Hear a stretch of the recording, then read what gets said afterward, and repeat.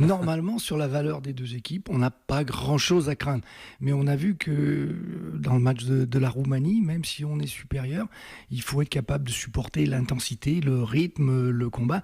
On a vu ces Albanais qui a 10, sans changer pratiquement d'organisation, sans faire des changements, auraient pu revenir et égaliser contre les Suisses. Donc c'est une équipe qui va être encore gênante, qui va s'accrocher, qui est capable de ressortir. C'est encore une équipe dont il faut se méfier si on ne la prend pas vraiment au sérieux en se disant ça va être un vrai combat.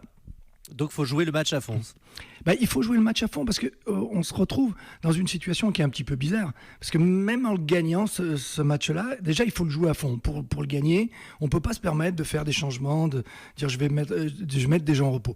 Mais le problème, puisque la Suisse a gagné, c'est que sur le troisième match, on ne pourra pas faire non plus de tourner. Parce que si on perd le troisième match contre la Suisse, c'est la Suisse qui peut nous passer devant pour la première place. Et on a vu ce que ça avait donné en 2012. En perdant contre la Suède, on avait pris l'Espagne. Là, on pourrait prendre l'Allemagne ou un autre gros. Donc, il vaut mieux être présent et prêt. Mais cette victoire de la Suisse n'a pas été un cadeau pour nous, c'est une évidence.